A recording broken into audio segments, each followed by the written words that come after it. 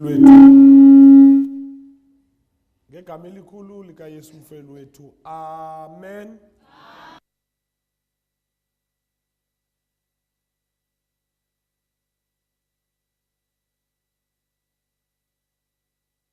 Indlu yegama lakhe okanye ekunqulwa kuyo igama lakhe.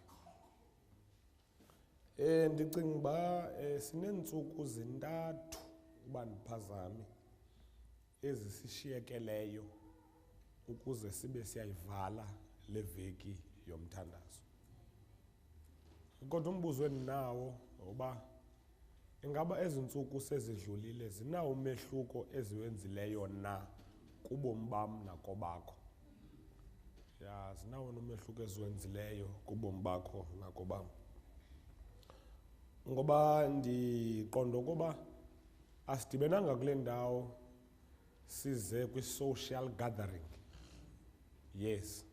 Secondly, asizanga kule ndawo ukuze sidibane nezihlobo zethu esazigqibela kudala. Also, I also know that this is not a fashion parade apho sizokubonisa khona ngezinxibo zethu. Kwathetha amazwi iBhayibhile athi nibe niphuma niyawubona ntoni na kodwa entlango, nibe niphuma niyawubona ingcongolo izanyazanyiswa niphuma nisiya niyakubona ezitofotofo.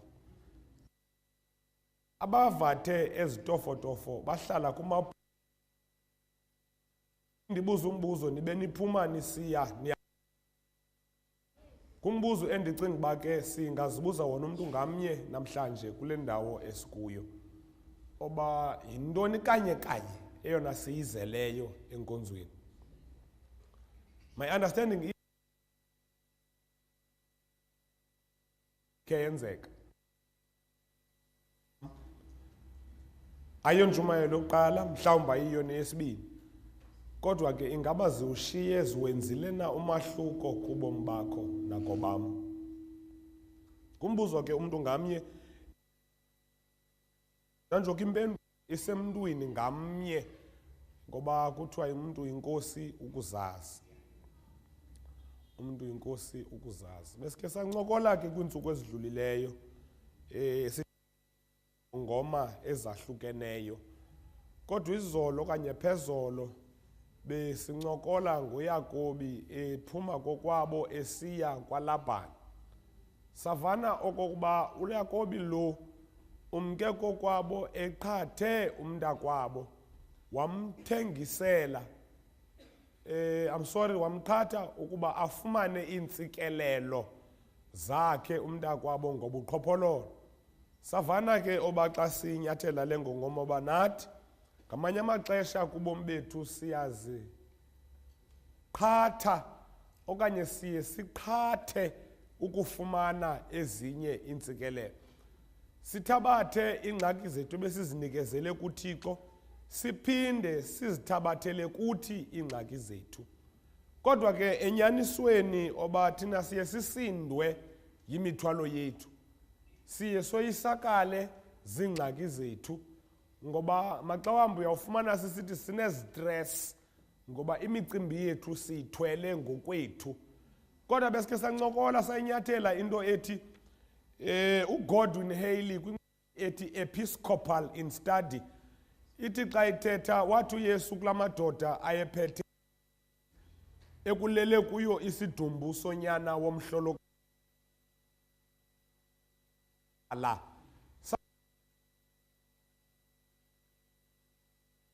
usesezandleni zabantu bawo. Seleke uba abantu bandule uThixo ukuyisa ingxaki. Oba ebomini sisazithwalele ingxaki zethu, izulu alikazusisombululela ingxaki zethu. Yile nto uYesu ukhe wa-extenda i-invitation. Nonke nina walo mna ndizawunika. Xa ndiyijonga yizani kum nolekayo nisindwayo ngumthwalo, ndiza kuyithula imithwalo yenu. Ngoba ingxaki esinayo, I don't think kukufuna ukuthwalelwa imithwalo yethu, but sinida ukuphumla apha ekuthwaleni. Ngoba abantwana endinabo ekufuneke ndibakhulisile abazude indoda, kodwa ndiyafuna ukuphumla kulo nawo. Yile nto uYesu esithi ke ndakuyifumana iphefumlo. Now this suggests that xa usimkukude kuYesu akunako la. Let me repeat this one. Xa ukude kuYesu akukufumani ukuphumla. Yile nto kude kwabe kusuku kwathiwa ke wona umhla wesabatha uyisabatha kaYehova uThixo wakho, nize ningenzi namnye umsebenzi ngayo. Yabona ke iteknoloji iphucuka ngokuphucuka. IBhayibhile ithi wena nesicaka sakho nesicakakazi sakho neesile lakho nowasemzini osemasangweni akho. Siyibambile le ndawo? Ya, iBhayibhile ayidanga yathi netraka yakho neteksi yakho nemoto yakho. Sihamba sonke? Ngoba kudala kwakusetyenziswa amaesile, kodwa akuyikhuphi imoto yakho, akuyikhuphi iteksi yakho isebenze ngesabatha kuba ingakhankanywanga. Sibambile? Yeah, because sixakene nabazalwane abade bakhupha imoto zabo zirenkishe ngesabatha. Abayirespect le ndawo bafuneke kukusuku esiphumla ngalo. Xa sikuThixo kuba kusuku esiphumla ngalo. Alright, mandiyeke lo ndawo. Masithe bathi iBhayibhile zethu sityhile kwincwadi ye-Exodus. Incwadi ye-Exodus. Kwincwadi ye-Exodus sizawusebenzisa isahluko seshumi elinanye. I'm sorry, eshumi elinesibini. Incwadi ye-Exodus. Kwincwadi ye-Exodus awusebenzisa isahluko seshumi elinesibini. Ishumi elinesibini ke ngu-12, amashumi amabini ngu-20. Ya, sawusebenzisa incwadi ye-Exodus sifunda khona isahluko seshumi elinesibini. Kwesahluko seshumi elinesibini siqala ukufunda kwindinyana yesithandathu, verses 6. Exodus chapter 12.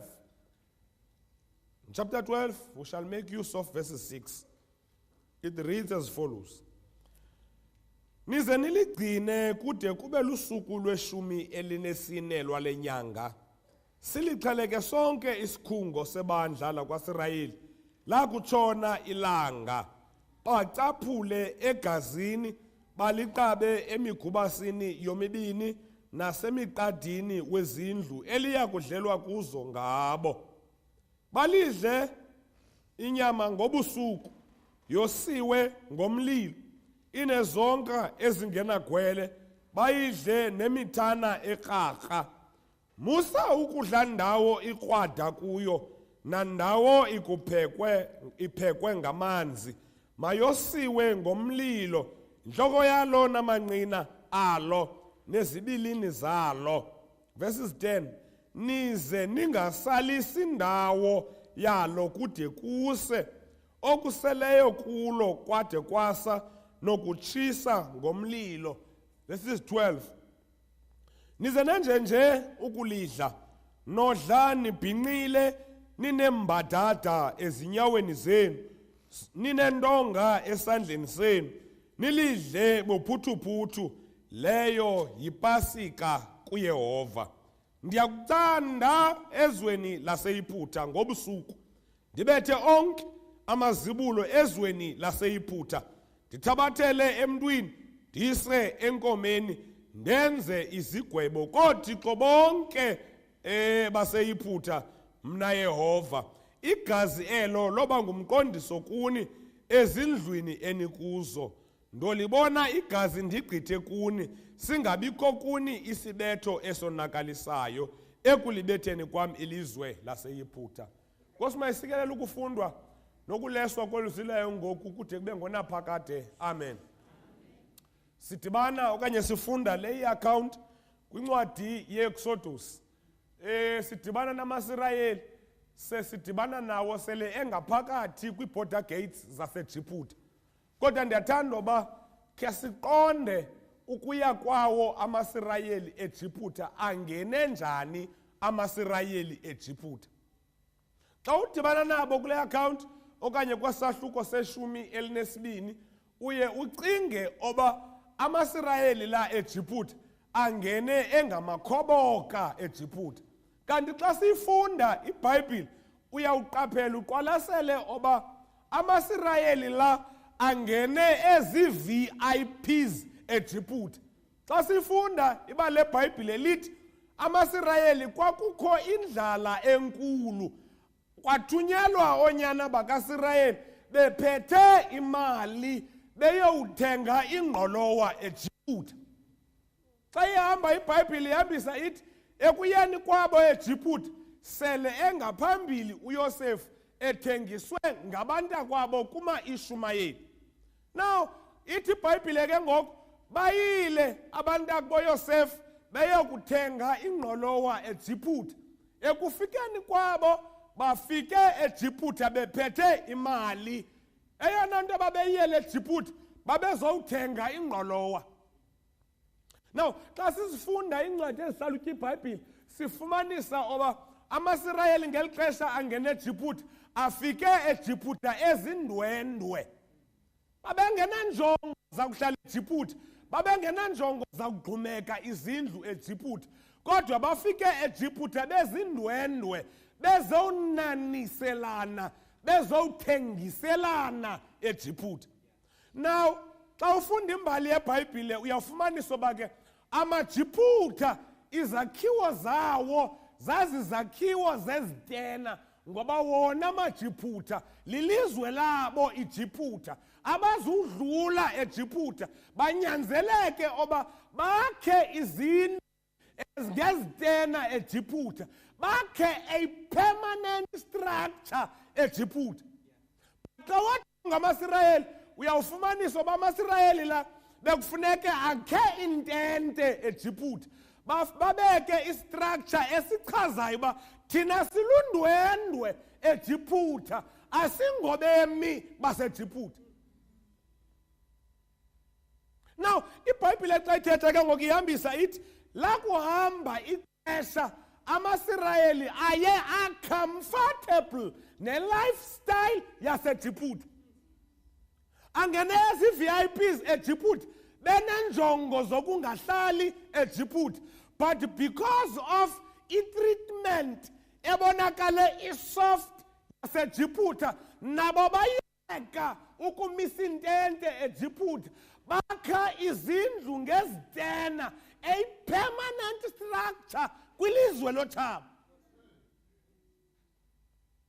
Now ubukhubukele xa kusinaniselwana ngamasabatha ne-non-Adventist kuzawutshatiselwana, nifika nizi-VIPs, kukho amadoda azokuncokola ngemicimbi yelobola, banikwa indlu bucala ekhethekileyo elungisiweyo. The treatment abayifumanayo iba soft to an extent bazive besekhaya.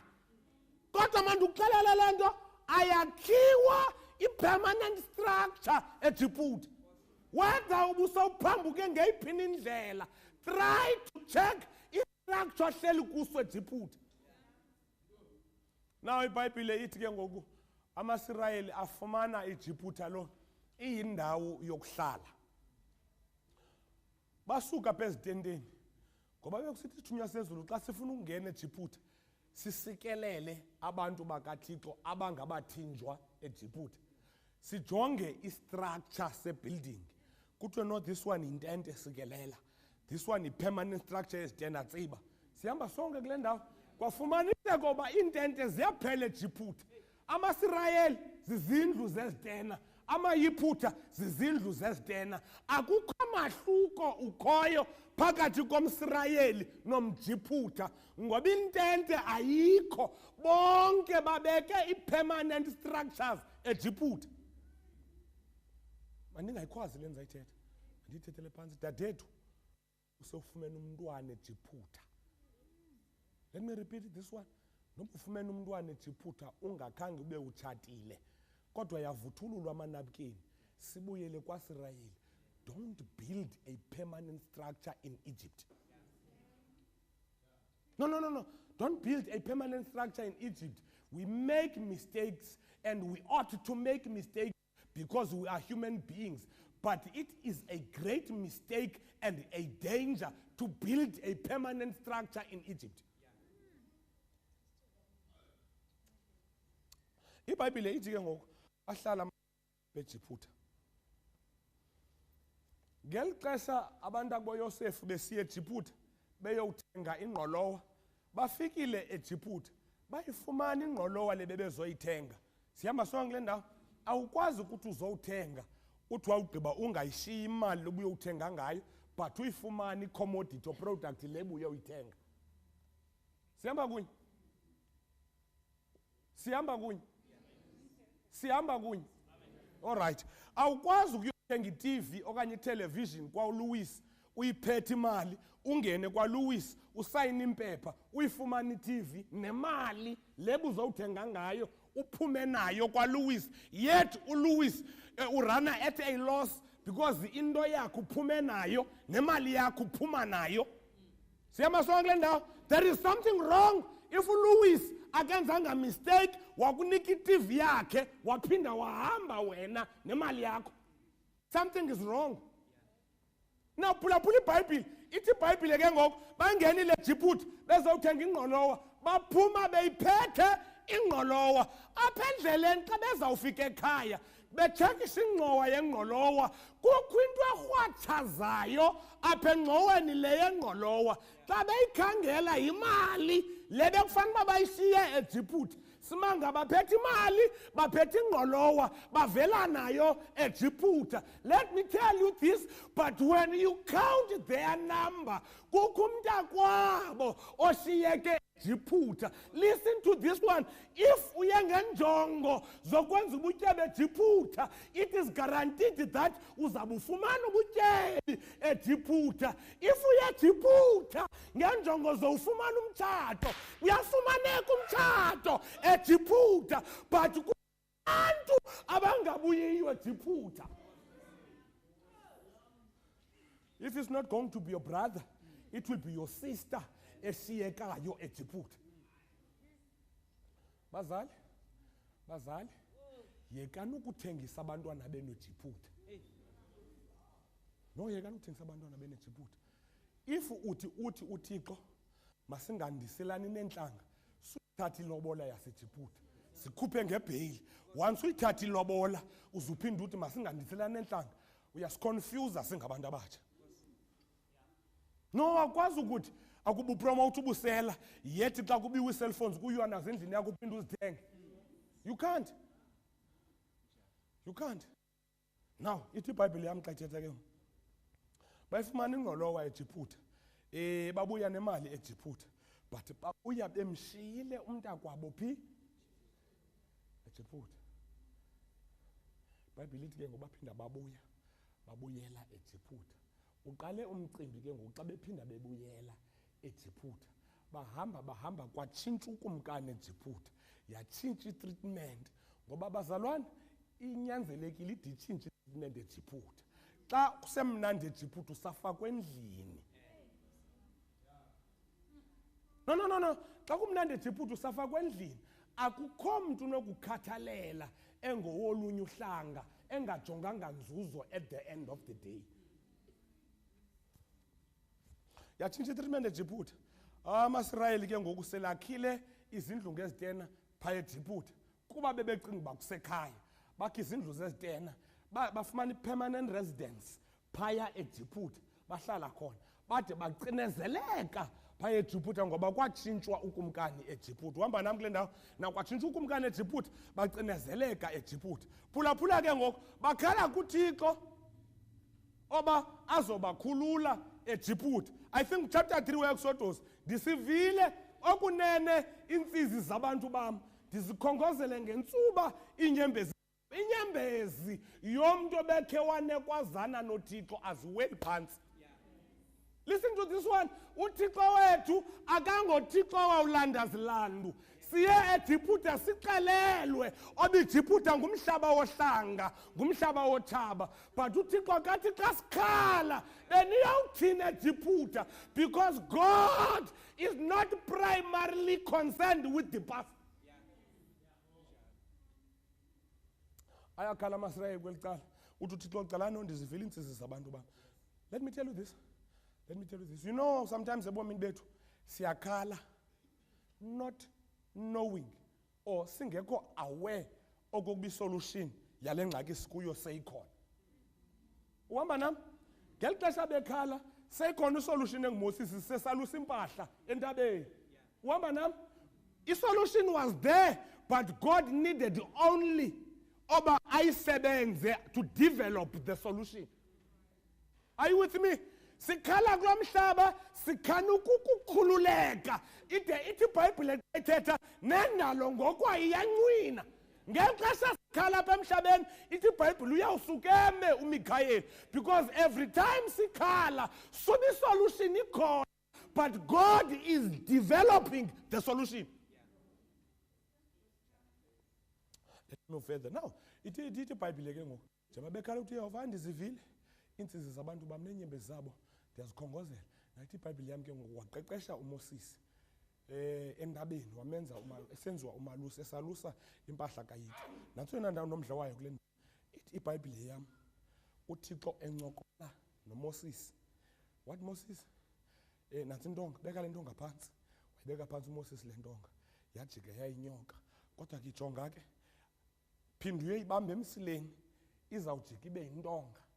Kukho amaKristu angafuna uyibamba inyoka emsileni ngela xesha bebebeke ngokwabo bamabe inyoka bayibaleka umcimbi xa uvuthwa wathi uYehova Moses ibilapha kwesandleni uyayazi ba intonga leya ijikwe kuba nditrainer wena phindwe uphindela kwesasimibi kusoqala.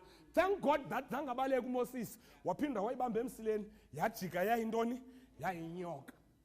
Phulaphula uyabuza uMoses nizawuthi phaya eJipute ungubani uthetha noThixo not because this man ibingamazi uThixo. Are you with me? But kwigama culturally bekufihlwa imeaning yegama lalomntu bekungathiwa igama nje amagama angena meaning. uMoses xa wayebuza kuThixo Thixo ndizawuthi ungubani for that matter selembizile wathi Thixo but ndizawuthi ungubani. Are you with me? He was not asking igama likaThixo but God tell me what that you can do. I want to know your abilities. Listen to this one. Ithi iBhayibhile xa ithetha wathi uThixo kuye ndinguye. Xa sijonga kwincwadi zetheology okuba kuthetha uthini xa uthi ndinguye ithi le nto Moses ukuba ndithe kuwe ndingamanzi banganwa bazawucinga uba ndiphelele ukuba amanzi xa benqaniwe andibisisisonka xa belambile. Moses uba ndithe ndiyimana bawucinga uba xa betyiwa zinyoka andiyiyo inyoka yobhethu. Ithi ndinguye ndiyile nto abayinidayo at that particular time. At that particular time andingoThixo okaphelelwe bubuthixo bakhe xa ufuna imvula uze kum but andikwazi uthetha xa kufuneka ilanga. Hayi yima uPawulos ufike eAthene athi xa bhekabheke madoda athi madoda seAthene nincamisile ngokukhonza izithixo. Yes ndiyakhumbula loo ndawo. Now xa siyilanda iba le Bhayibhile lithi eAthene ubusithi xa ufuna imvula kukho uThixo yedwa osisithixo semvula. Uhamba nam xa ufuna ilanga kukho isithixo sisodwa siba sisithixo selanga. Uhamba nam xa ufuna inzala abantwana kukho uThixo ofuneka uyothandaza kuye uThixo wefertility. Bekungakhonzwa Thixo omnye okwazi ukwenza ezi zinto zonke. eAthene akukho Thixo uyi all rounder. But listen to this one. Akufuna uyikhwaza le. Listen to this one. Bufuna umahluko walo wam uThixo nabanye oThixo. This is the difference. Nangu uThixo ndenza umzekelo uThixo waseAtene, uThixo wenzala. Sihamba sonke? Ya, uThixo waseAtene, uThixo wenzala. Nanku uThixo wokuphilisa waseAtene. Ndihlele endlini yam, andikwazi uhamba, ndibawela ukuphiliswa, imilenze yam ayikwazi uhamba. Laa Thixo wempiliso cannot move aze kum. Mna mntu ufuna impiliso. Mna kufuneke ndithatyathwe ndasiwa kulaa Thixo, but my God is able to move aye kule ndawo mna endikuyo. Hence Paul said one time, in him we move and in him we exist. That is the difference phakathi koThixo wam noThixo baseAtene. Owam uThixo uthi sewungumlwelo echibini, angathi zani naye aye kuwe echibini. Sithi sawuphelelwa ngamandla, asikhawulele. Sithi sakusokola, ahlangabezane nathi. Ngumahlo uThixo wethu koothixo bentlanga. Now, uthi ke uThixo Moses, ngoba xelela bamna ndinguye undinguye. Ya, ndinguye undinguye. Sihamba sonke kule ndawo. Mbokoze umxelele uFaro uba mna ndinguye undinguye. Ndiyambulela uMoses ukuba aqala xoxe noThixo. Kule ndawo.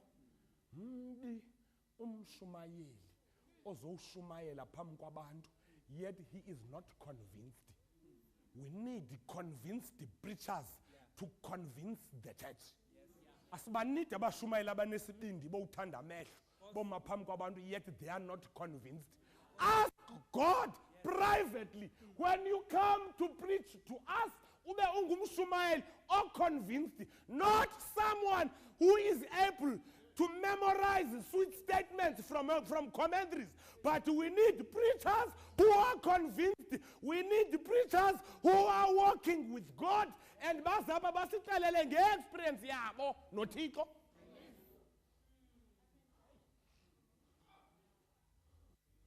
Now ithi iBhayibhile ke wathi ndinguye undinguye. Kodwa no, yabona ke uready Moses.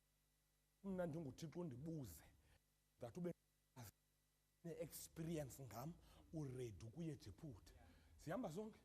Hayi man, mna ndilithi nditha. We always have excuses mos xa siphambi phambi kwebandla. Hayi man, le nto yinto yobani bakwazi uthi mna ndikwazi uthetha. Hayi mna ndinentloni into yobani. Ngubani uzelwe ethanda uma phambi kwabantu? Ngubani uzelwe yena engumay? No. Ithi iBhayibhile ke ngoku wanikwa umntakwabo, wahamba uMoses wangena eJiphuta. Uthe uMoses eJiphuta phambi kwento yoba adilishane namaJiphuta, waqala walibiza ibandla likaThixo.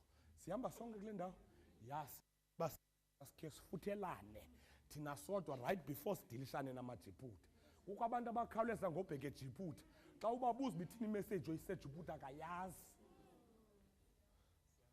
Hayi ungekabi sehlazweni ngoba kuthi ukhonza bathi leleke intoni ezanza ubukhonze ngesabatha. Aanza ke ndiyobiza ubrother Khahlana. Asimehleka namhlanje but yazi into zenzekayo. A full baptized member of Seventh Day Adventist akayazi belief yakhe. Empty. Namhlanje besixoxa enye into nabazalwa nomfuzo bekhona. Ndithi mna ithe enantloni ngayo. Ndike ndithi ndiye enkonzweni nditayile ndimhle ndiyishiye iBhayibhile yam, not because uhamba nam? No. Andiyilibelanga, andidisplay ngayo. There are people abayithatha iBhayibhile babe nee-versions ezahlukeneyo, babheke enkonzweni azidinkwa, yet phakathi evekini akazani neBhayibhile yakhe. What's the point? What's the point? If you are a friend with the Bible, please do that even naphakathi evekini. Don't display. Someone else will ask you and you do not know. Why are you carrying it? I'm not saying must see you, but be a friend with your Bible every day. Now, wahamba Moses engene eJiphuta, nebandla likaThixo, walixalela ibandla likaThixo, gqiba wadilishana namaJiphuta. Now uThixo ke ngoku akakwazi ukwahlula phakathi komJiputha nomSirayeli ngoba kukho permanent structure Jiputha yomJiputha, kukho permanent structure Jiputha yomSirayeli. Ngoko akukho mahluko kwaba bantu bobabini. Incwadi zikaMalaki zithi nawubuyani ubone umahluko phakathi komkhonzayo uThixo nongamkhonziyo naphakathi kwelungisa nongendawo ngoba abantu abayichithi isystem yenkonzo Alright, ithi iBhayibhile yam ke ngoku uThixo akakwazi ukohlula ngoba sonke sakhe izindlu zezitena phi eJiputha. Moses, xelela abantwana bakaThixo okanye isikhungo okanye ibandla oba makuxhele ixhwane. Sihamba sonke ze kuthatyathwe igazi lexhwane liqatywe emigubasini yeminyango. Sihamba sonke kwakusondele ukutshatyalaliswa kwamazibulo aseJiputha. Ukuze asinde amaSirayeli makuthatyathwe igazi lexhwane liqatywe emigubasini so that xa kufika isithunywa senzo sokonakalisa siwutsibe umnyango negazi. Sihamba sonke le ndawo ngoba uThixo akakhe utshabalalisa umnyango negazi. Listen to this one. Go and ask uRahabi phezu kweendonga zeJeriko, madoda xa nizosithatha esi sixeko ze nindikhumbule kodwa thatha umsonto bomvu ubeke efestileni ngoba kuza kwahluka ngaloo nto eyakho indlu phakathi kwabanye abantu. Uhamba nam? Ngoba umsonto bomvu wawuliphawela lathi igazi likaYesu. Ligazi likaYesu lodwa elimenza xa zowutshabalalisa awutsibe umnyango negazi. I like this one.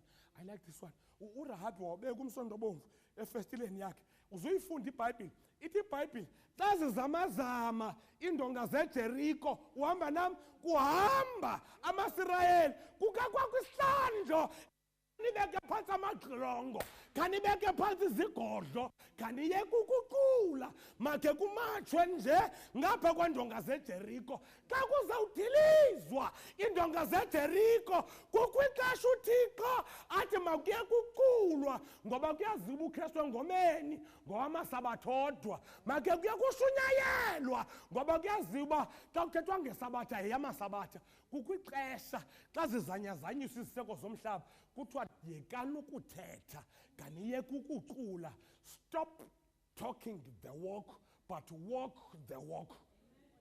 No, you don't get me. Kaniyeke uthetha, niyahlulwa ngokuthetha, niyahlulwa ngokucula but ihamba yohlukanga. Kanivale le nto nahlulwa ngayo ngumlomo makhibone le nto phe kumatsheni kwenu obenyanisweni indonga ezawudilika. Indonga zawudilika. Indonga zawudilika. No, indonga zawudilika.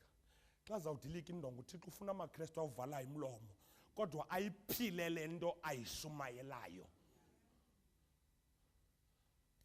Alright. Ithi iBhayibhile kodwa masikungu sichele ixhwane. Sikuthatha igazi lelixhwane liqatywe phe emgubasini. Sisevesini ke ngoku. Ithi iBhayibhile yakho ngoxa ithetha nize nenje ukulidla. Uhamba nam? Sayitshini instruction yathi lithabathe eligazi uliqabe emgubasini. Uhamba nam? That is a distinction phakathi komJiputha nomSirayeli. Then asidubuza obangumSirayeli ngoJiputha ngoba sifumana igazi but ke ngoku there are terms and conditions kwaligazi xa likatyiwe. Uhamba nam? Ithi ke ngoku iBhayibhile niza kwenje ukulidla. Uhamba nam? Sosifundele ekhaya. Ndiyafuna kodwa ukuxelela xa ndiliconclude le ndawo le term and condition yokuqala xa kuthiwa nakwenje ukulidla. Xa ulithabathile igazi waliqaba emgubasini kunyanzelekile uba kubekho a specific diet. Ungabi ngumsabatha othi ngoku iplate seyibekwe phambi kwakho ingashumayeli utye ingathi khange utye. No, awundiva mandenza umzekelo lula sizo-understandana. Uba sibheke emngcwabeni iplate yam neyomJiputha akunamohluko. Ii-items ezikhoyo eplatini yomJiputha same items ezikhoyo kwiplate yomsabatha. Listen to what Paul is saying. Listen to what Paul is saying. Uthi uPaulus ka ethetha, xa nisela, selani niseluzwini. Xa nisidla, idlani niseluzweni. Ayinkonzo xa kutyiwa. Hayi mayima. Ithi iBhayibhile yam xa ithetha ke ngoku, nolidla nibhinqile. Ninembadada ezinyaweni zenu. There must be a dressing code kubantu abanegazi. Listen to this one. There must be a dressing code kubantu abalikabileyo igazi. Ungathi xa umjongile ube confused ubheke enkonzweni okanye kwi-fashion parade.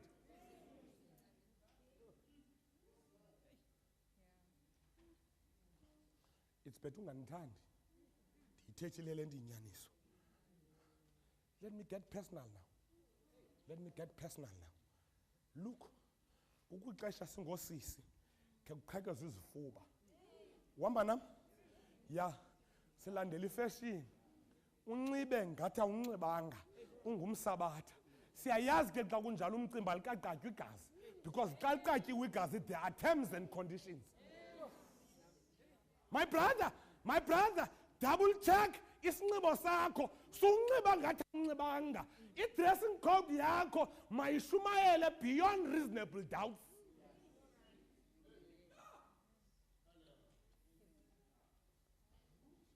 Ithi le verse ke ngoku. 1. Malenje nje nonje nakwenze nje ukulidla. Inendawo pha eyithethayo ethi xa ithetha nakuyidla ithana ekraka. Uhamba nam? But xa uyifunde esingezini iyakuxelela ithi with herbs. Are we together? Watsho umfundisi. Are we together? Ithi with herbs. Sishumayele sigidimise impilo singamasabatha. Mbi umsabatha othi ungumsabatha ayokuxelelwa ngugqirha uba suyisela iCoca-Cola. Very bad. It's very bad.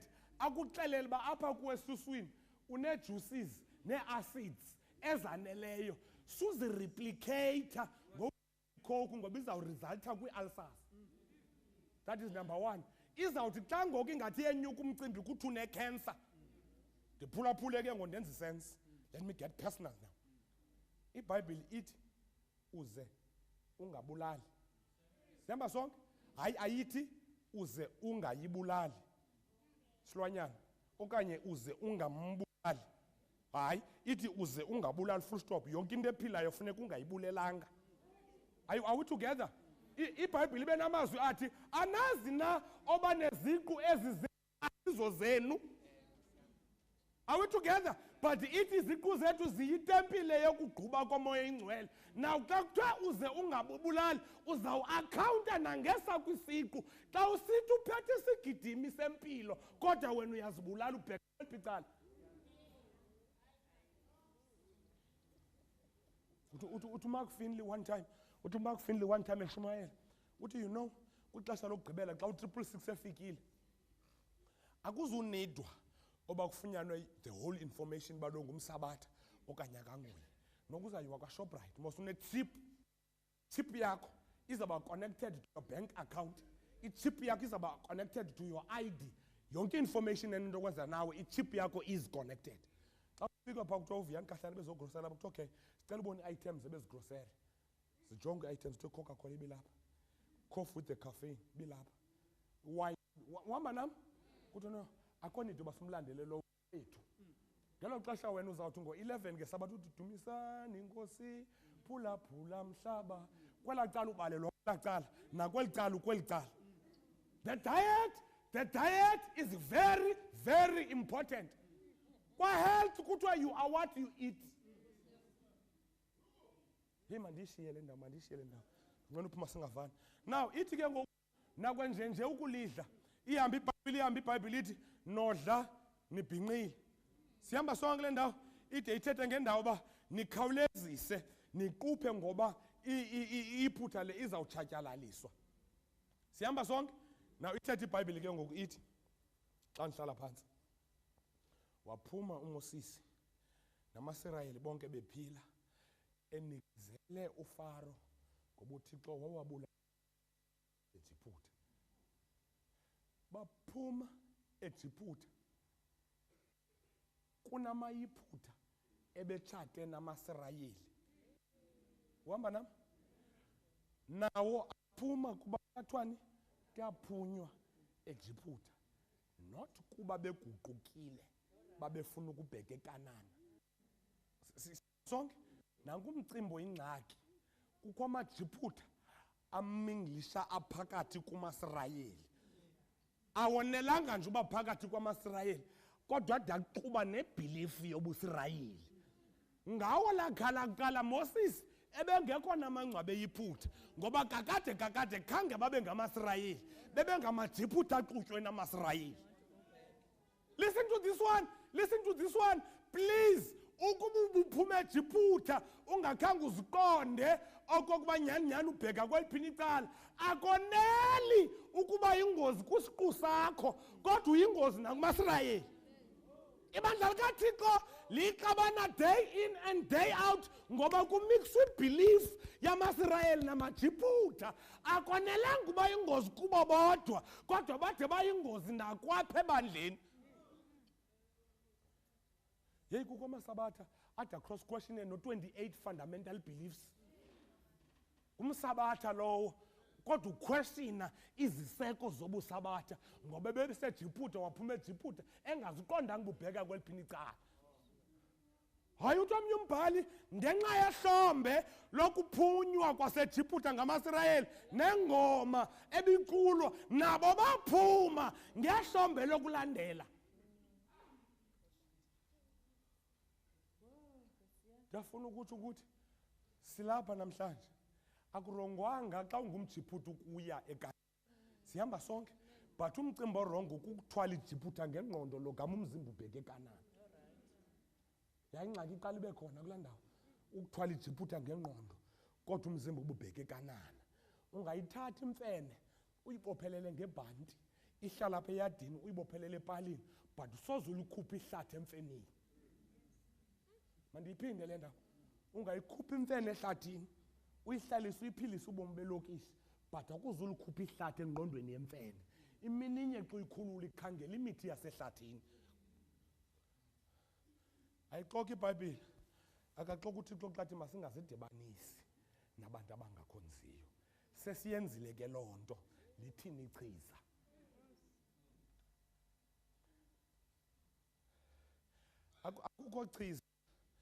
Akukho chiza li-powerful elogqitha igazi likaYesu. Let me repeat this one. Let me be emphatic. Akukho chiza elilichiza lokuguquni ngaphezu kwegazi likaYesu. And please, noba uThixo uthule kusonakala adadeleleke ubuthixo bakhe, but he will remain God. Nangumama this lady, umcimbi wokubethelelwa kaYesu selugqityiwe, noYesu selethetyeka intloko phezu kwesipika sakhe, sele kudlalwe ngaye kwagqitywa, selehlatyiwe phangweni, wasinxityiswa isithaba sameva ejinga emnqamlezweni. He could not move forward no backwards because wayebophelelekile. Xa uyijonga imeko, he was useless ngoba wayebothelelwe. But this lady, yet his drop of his blood is more sufficient to cleanse away my sins. That is the only plan. That is the only plan. Asoze kube late ube igazi likaYesu lisampompoza. Sonke isono siyakwazi ukucocwa ngegazi likaYesu. Zani nazo zonke noba sezithe zangqombela zabomvu ngathi iblawuzi yasewisile, kodwa igazi likaYesu liyakwazi uzihlamba zibe mhlophe kunekhephu. Hayi ndiyafuna ibambe le ndawo, theological ayipheleli kule ndawo ithi zibe mhlophe njengekhephu, but ithi zibe mhlophe kunekhephu. How impossible is that? Ngoba iBhayibhile ithi noba zingqombela zibomvu kudityaniswe a red color and the red color, but kuphuma white or more than the snow. Bazalwane, no jade masithi xa sithandaza tonight emakhayeni ethu sikhe umuntu ngamnye azithwalele imithwalo yakhe azisele kuThixo wakhe. Uyazazi izono zakho, nam ndiyazazi ezam, kodwa sikho esakhe samoyisa uThixo. Yile nto igospile kaJohane iphathozisa umlwelwe, iphathozisa imfama, iphathozisa izithulu, ngoba akukho ngonzi igazi likaThixo elingakwazi usikhupha kuyo. Akukho character beyond repairs to God. If he was able ukurepairisha icharacter kaRahabi, why not yours? If he was able to repair icharacter kaDavide, why not mine? If he was able to repair character kaSolomon, why not yours? If he was able to repair character kaAbraham emkhanyela unkosikazi wakhe elubala, then why not yours? Igazi likaYesu lipowerful ukuhlamba sonke isono sethu. Mayithi xa iqukunjelwa le week of prayer ngumnqweno wam, and I assume that ngumnqweno wakho, oba zihlanjwe izono zethu. Mamela nantsi iBhayibhile ithetha. Ithi ngoba naba bavathe esimhlophe, ithi ngabavela ezantsi embandezelweni, but ithi ke ngoku iBhayibhile abangubo zabo zihlanjiweyo egazini lemvana. Some of us when we are preaching sithi xa sithethe requirement yokungena izulu yimbandezelo. Hayi andiyixoxile ndawo andizuyiyeka, andizungena kuyo, but iBhayibhile ithi ke ngoku ngabangubo zabo zihlanjiweyo. Ngamanye amazwi uba iingubo zakho azihlanjwanga egazini usengxakini awuzungena ezulwini. Masilicele izulu tonight, not any other day. AnguThixo uxolo angasisikelela sidibane ngomso singabaphilileyo ngoYesu obuyayo. Amen.